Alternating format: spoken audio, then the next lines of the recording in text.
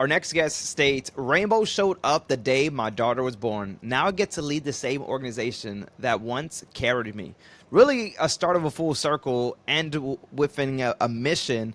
Rachel, I appreciate you joining us in on here on the Hard and Hustle podcast. And if you could take us back to 2000, what happened the day your daughter was born that changed everything that leads you to where you're at today?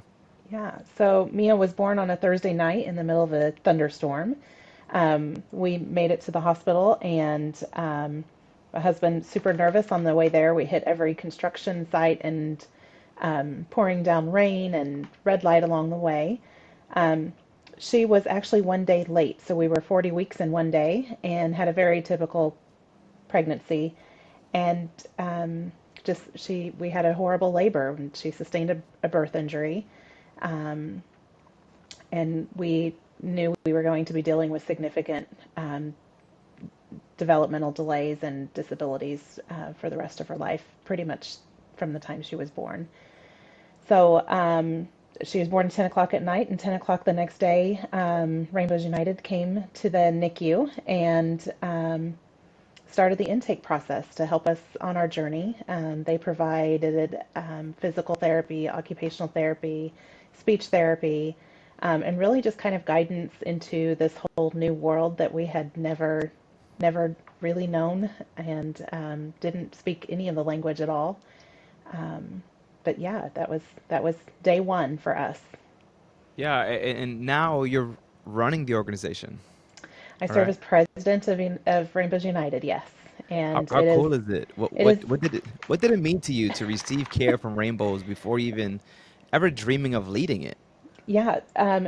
Well, again, Rainbows, they were there from the first day, and we really had no idea what life was going to look like. I'd never really known anybody with any type of an exceptionality before our daughter was born. And so helping us navigate the very complex, even the hospital, how to be able to take her home and care for her at home, Mhm. in a way that was, we weren't just confined to our house, getting her out into the community to do activities and be among her peers and eventually in school, her classmates. Rainbows, we learned that through Rainbows. So very, very grateful, very humbled to be leading their organization. They have seen me with my hair on fire, and they just continued to walk alongside us. So again, just incredibly honored and humbled to be serving as the president.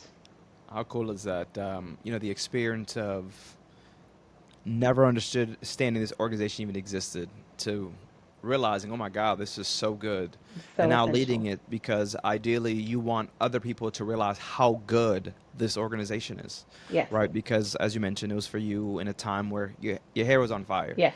But look where you're at today and just so excited with a smile on your face. What did you want to do prior to getting here? Like, what were you doing before meeting rainbows? Yeah, great question. I was actually a fashion major when Mia was Wow. born, and so I had to pivot pretty quickly. Lived in the Midwest. I was not going to see, Fashion Week very often, and I loved designing ball gowns, bridal gowns, and costumes. And the costumes really came into play when you have to work around a wheelchair. So Halloween really became a big part of that Fashion, inner yeah. creativity. Yeah. And I pivoted very quickly to a political science. I needed to be able to understand how and to navigate complex health systems and Wow. special education system. So I kind of tease everyone, or myself, I guess, that I went from being the life of the party to the buzzkill. So yeah.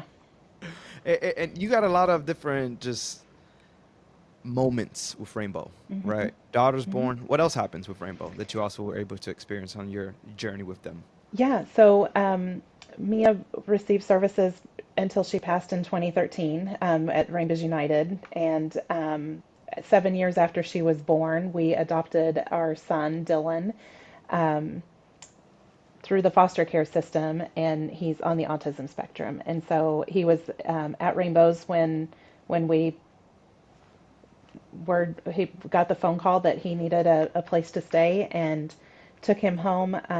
We went to go pick him up on crazy hair day at Rainbows, and he had purple spiky hair. And the minute I saw him, I was like, that's got to be the kid. And it was. And we tease him that when he walked into our home, that it literally jumped to life. Because my house just was never the same after he came that I first love day it. with us. So yeah. And just dealing with some of these experiences, like how does it shape you lead? I can only imagine just it allowed you to be a better leader without even probably knowing. But today you lead with so many different things you've learned from both of them, your daughter and your son. Yes, our children, I think, are our greatest teachers, and Yeah. very, very real, put things into perspective very quickly for us. Yeah. No filter. Yeah, it's we've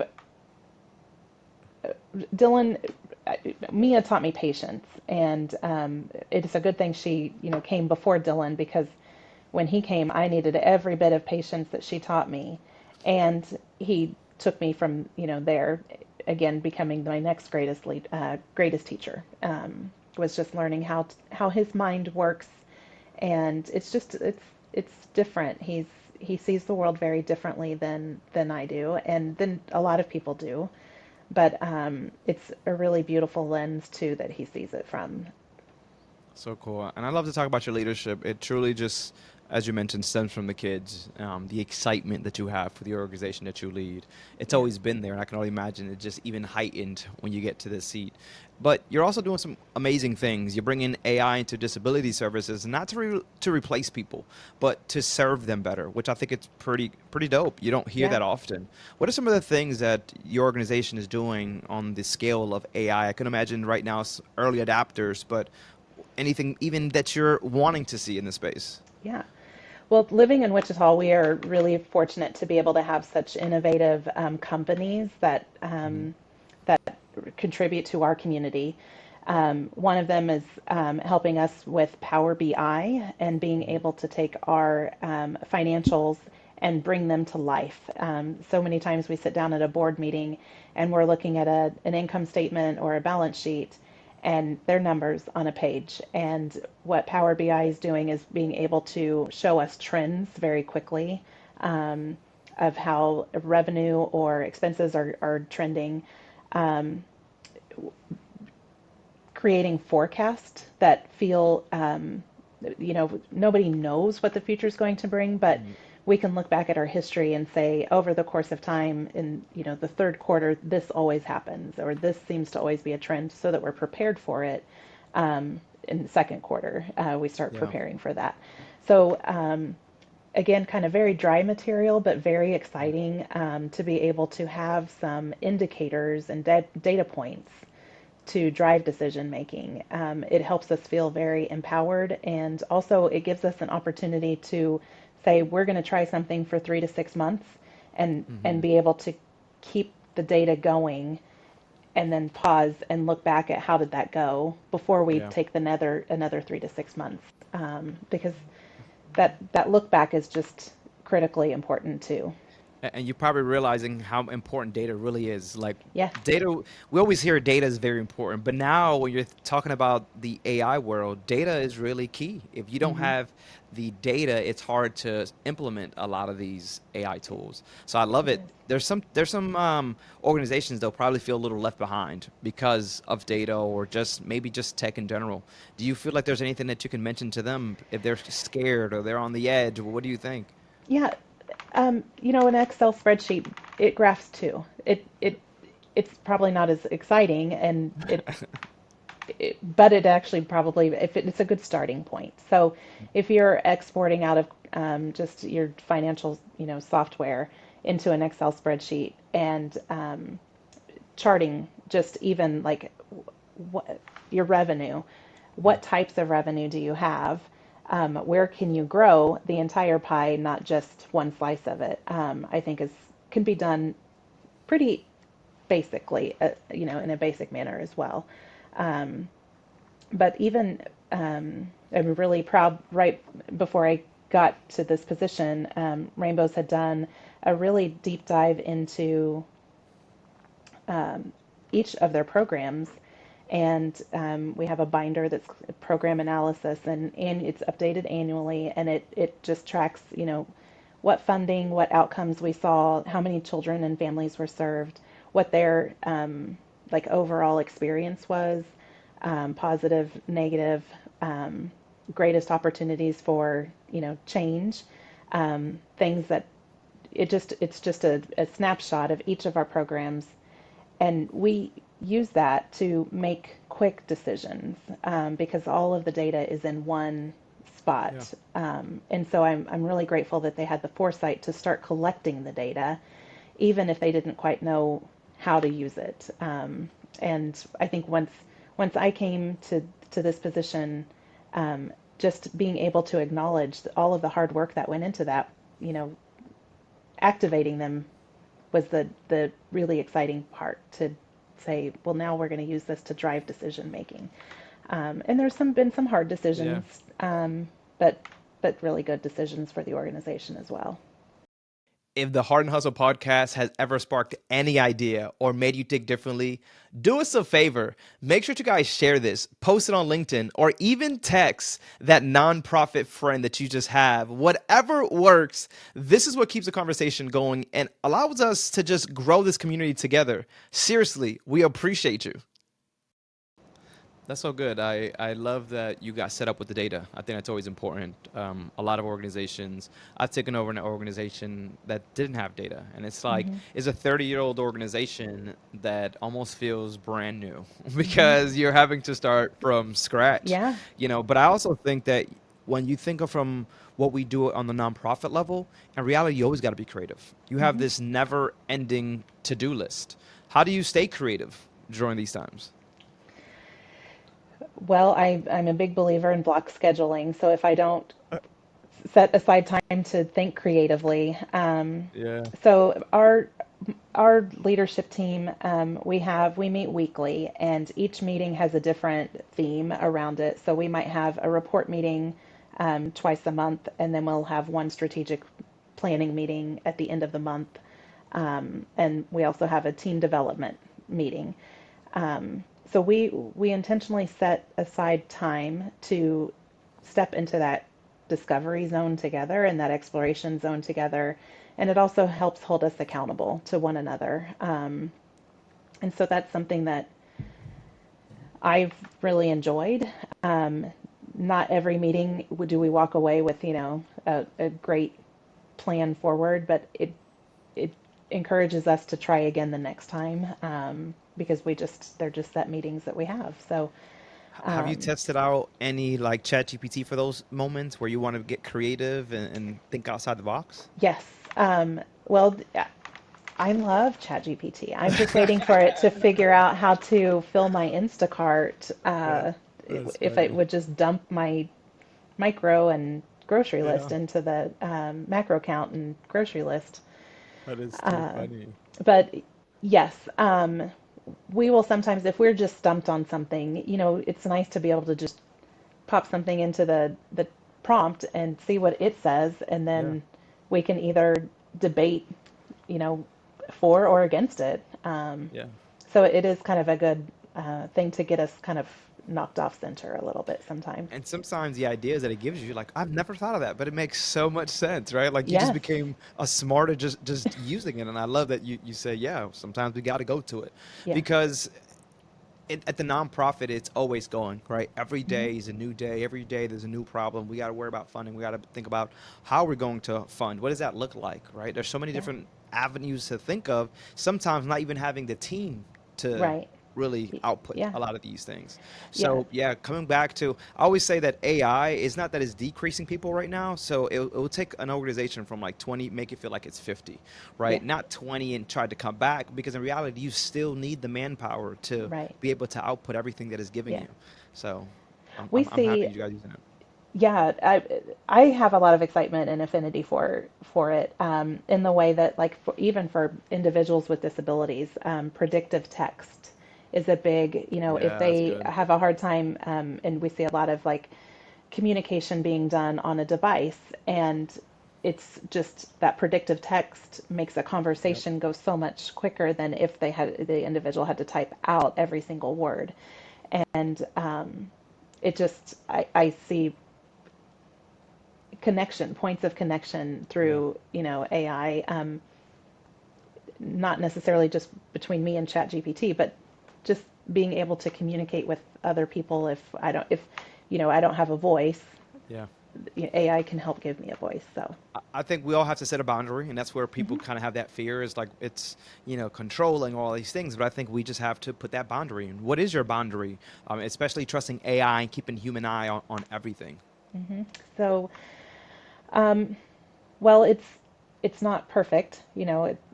It's not going to do critical thinking. Hmm. It's only going to be as good as the prompt that I put into it, and True. then whatever access that it's going to draw from, which I don't know where it draws from. Um, the Probably the boundary, Rainbows is, I think you probably figured this out already. I'm highly emotional about Yeah. this organization, and it's not going to give me the emotion um, that I'm going to be able to articulate to talk to Correct. our families, our donors, our community. It AI is not going to give me that. It might help, find me a synonym for donor relation, but Hmm. I really want people to feel connected to the community, and so that boundary is not, I'm not going to be able to use that tool Correct. to Yeah. And, create and that and connection. like you said, the story that you have, ChatGPT can never replace that. Right. You know what I Right. mean? That Yeah. the life experience that someone speaks from, Hmm. with emotion, with Right. compassion, with empathy, all these different things. Yeah, 100%. I do agree, and I love that you've dipped your toe in it, clearly utilizing, understand what the boundary is, and Rainbow is better because of it. We'll Yeah. continue to get better because of it, especially where we just talked about being able to. I don't know how big your organization is, but just saying, let's say a organization of 50, that it feels like there's just more people working at this organization without having to actually pay a huge overhead for that, Yeah. right? Like, how cool is that? Because sometimes we want to get a new person, but we just probably can't pay all that money. Yeah. But if I can implement a little bit of AI and that cut back on anybody, but we feel like we grew, Right. why not, right? Yeah. And the data, I can imagine that what you're experiencing when you talked about the data point of where you guys are using AI, that you feel like, wow, we've grown. Look at us. Hmm. We got a forecast. We know what we're looking at here. It's Yeah. exciting things when you can kind of see that and implement that technology, which is pretty cool. Yeah. What's the first 24 hours look like for a family who calls Rainbows for help? Well, we recognize that when they call, it's taken a lot of courage to pick up the phone and make that Hmm. phone call. So we do everything in our power to get to them immediately. We, if you have a child that maybe is 18 months and not walking yet, and their brother or sister walked when they were, 1 year old, Yeah. we're probably going to encourage you to come in and get screened. We provide screening services, and then work with you from that day, to get you connected to, if it's not our services that is required, to get you connected to another community resource. Nice. Um, and then the follow up comes to make sure that you didn't have any problem accessing that. So I really do feel like Rainbows wraps their arms around a family and just kind of doesn't carry them, but we just walk with them Yeah. to make sure that they have everything that they need to be able to see to their child's development. That's so And good. Yeah, yeah. yeah, Just, I can imagine that there's a huge need. Is this organization something that just local? Is this something that you guys are looking to expand? Tell us more about where we can find rainbows. yeah. So Rainbows is local in Wichita, Kansas, Sedgwick County, um, Butler County, and Sumner County. So it's pretty tight knit to Wichita. Um, I've not seen another organization similar to Mhm. Rainbows in the nation. So I do feel like what we're doing is very unique. But I do think that there are other organizations who do screenings in, Florida or Texas. We're not the only people doing screenings. Mhm. Early intervention services we know is so critical for children. If we can get them screened and start services quickly, they're more likely to keep their progression on the Yeah. right, on the not right trajectory, but on the milestone calendar that we're following for childhood development. And I think one of the things that makes Rainbows just, again, kind of what we do here in Wichita is our community. Our community really invests in Rainbows and makes sure that we have all of the resources that we need to be able to serve 4,000 families a year. Mhm. Some children walk with us for a short time. Maybe they just have a speech, delay, um, some type of sensory that's just kind of hard to kind of work through to get to that next developmental milestone. And then some of the families are like mine, where we're with Rainbows for years. Yeah. So birth to um, 21. So do you guys have like different programs that you guys offer Hmm. to help these kids? Like how many programs are you guys having right now Yeah, so going on at we a time? we have 9 different programs. Our infant toddler services is our early intervention program. We also have targeted case management, and that's probably, again, I want to say, just truly humbled to be part of this organization, because their targeted case management, when Mia's final journey came, I just had to call a case manager. I didn't have to call 10 different people. The case manager called the 10 different people for me. Nice. And that was very, very just therapeutic for me, Yeah. to not have to continue to say, my daughter has passed. What do we need to do? And then she came back a couple days later and said, here's all of the forms. I just need your signature. And they just handled everything from beginning to end. So I'm very grateful for our targeted case management services. We also have specialized foster care for children with very medically fragile, medically complex children who need foster care in a more comprehensive way, Hmm. and require just a little bit more than what a regular foster care setting would provide. And then we also have Rainbows Academy. It's our preschool and pre-K program that we do here at Kids Point. And we are blessed to be able to have a very inclusive environment. So we have children with special needs and their peers. So typically developing children and children with exceptionalities all in one classroom. And that to me is probably the just embraces every part of our Yeah. colorful rainbow that we have, because we're teaching typically developing children compassion and patience, and just where else is that going to be found? Yeah, yeah, no, that's why you said there's no other organization like you guys in the Yeah. country. That is very unique. And listen, I've spoken to a lot of people kind of in this space, but yeah, no one's mentioned anything like that. I love that you continue to just pour back into others, right? Yeah. Because at one moment when life really hit, someone poured into you. Mhm. And I can imagine that as, now you're pouring into others because of that moment. There still has to be someone that's pouring into you. There still has to be that leadership thought in your head that's like, man, I'm so thankful someone taught me this or said this that resonated with me to allow you to be where you're at today. Do you recall who and what that was? I think any leader will tell you it's different people at different times, and you, on different days, you pull from every single one of them. And then Yeah. I've been very fortunate to be surrounded by some really incredible people. And I think the thing that I encourage other leaders is to continually surround yourself with people smarter than you, and Yep. people with more passion than you, and people whose views you don't understand yet. And that's the only, I mean, that's the only way you're going to continually develop, is by having experiences that others are kind of gifting you, if you will. Yeah. So, Okay. And for someone's listening right now who just never really thought about disability services, what should they know? What are some things to really start to think about? yeah. Well, caregiving is probably the most intimate form of communication and care that can be seen, whether you're caring for an aging parent or a child. Um, it it requires vulnerability on both ends, um, and being able to ask for and receive help in a way that is genuine and authentic, um, to me just is one of the most beautiful things that you can do every single day. And very few people, I think, actually take time to celebrate that and Hmm. just acknowledge that was one thing, but then to celebrate it is a whole different. And you don't have to be perfect. I absolutely was not perfect. Rainbows, we are here to help and support. We're not perfect either, Yeah. but you're not alone in that journey. And so I think that definitely just reaching out and showing up with your genuine self is really all that's required.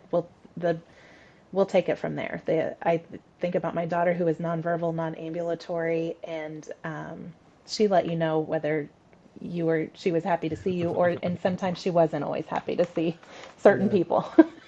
I love it. And when we talk about communities, how can they actually show up better for families navigating some such complex needs? I think just acknowledging, just in acknowledging, you say hi to your neighbor, you say hi to, Yeah. um, I always remember people who would acknowledge Mia, and then I would become Mia's mom, and so I really appreciated that they acknowledged her, um, and then I'm part of her. Yeah. I was behind the wheelchair, but sometimes people would just talk directly to me and not to her, and I would just kind of look at them like she has opinions, even though she can't tell you what they are. I Yeah. guarantee she's going to figure out how to let you know if she likes something or not. Yeah. So just That's showing huge. up. Yeah. Yeah, no, that is huge. I experienced that with my nephew, believe it or not. Like my Hmm. nephew, not talking, and he's 7, 8 years old. So on the spectrum, right, of Yeah. autism. And normally, what I see is that, yeah, when they're usually that, family members would just kind of acknowledge everybody else, and as you mentioned, and probably wouldn't really give too much attention. So my thing when I walked in is I made sure I went to him and they both. I have a niece and a nephew, Hmm. and I went to both of them and showed them love, right? Hmm. Like Yeah. they're not talking to me, but they know what love looks like, Right. right? And I tell you what, the whole time he wanted me to just hold them like this, like a little baby. This is a 7, 8 year old kid just wanted me to hold them like this, and my sister was like, "Weird, he never does that." Yeah. But I can imagine it was just like, wow, this man just came and just showed me love, and I was playing cards with him because it is. They have feelings. Yeah. Maybe they can't express it in words, but as you mentioned, through Yeah. through actions, through emotions, they can Hmm. do that. So all that you mentioned is just to Yeah. show up for them, Just have show that up. Yep. conversation. Yeah, Yep. We'll I do love the that. rest. I love that. I love that. Rachel, this has been a really good conversation. I'm gonna put you in the hot seat though. Right? Thank you. Are you ready for the hot seat? I'm ready. All right. What's the one moment you wished your daughter could have seen because you know she would have been proud? I think the day I walked back into Rainbows, um, I I felt her so strongly here, and I know she was watching at that moment. It felt just like the first day of school when I took her to Rainbow's little preschool. I was scared, I was nervous, I was excited. She was scared, nervous, and excited, and I felt that exact same way when I walked in my first day in this role. So, That was so easy. That was too yeah. easy. Oh, I love it. Now, and then you say the preschool, how you took it to the preschool, and it's like, damn, life Yes. really was a full circle for you. And Yes. that you get to experience all this from a different point of view, but also be able to help these parents because you've experienced that. Yeah. Like, it can't get better than that. Like, definitely the right person for the right seat. Thank you. You definitely deserve it. What is your blind question to the next leader? I know you said you were a little excited about it. Yeah, my blind question to the next person is I was kind of inspired by your background. Love it. How do you know your worth? If it's something that's not tangible, like how do you know what your worth is? Oh, And wow. That's a good uh, question. so Okay, definitely yeah. gonna ask. How do you know your worth? Listen, that's people gonna think it came from me, but I'm gonna have to tell them Okay. it was Rachel from Rainbows. Rachel from Rainbows. I'm gonna let them know. Yeah. Rachel, thank you so much. Where can people find you, connect with you, but Sure. not just yourself, also the organization? Yeah. So rainbowsunited.org is our website, and then we're on LinkedIn and Facebook and Instagram, and that's where you can find me. I love it. Well, Rachel, thank you so much for your time here. It was definitely Thank a you. pleasure to get to know more about what Rainbows is doing. It's always cool to speak to other nonprofit leaders that are making huge impacts, right, in our own backyards. And sometimes it's not that we need the recognition, but the resources that we get to share really gets to change people's lives. Because conversations like this, changes lives. Yeah. So thank you so much, guys. My Well, name is thank you. Ephrain. This is Rachel. We'll catch you guys on the next one. Latest.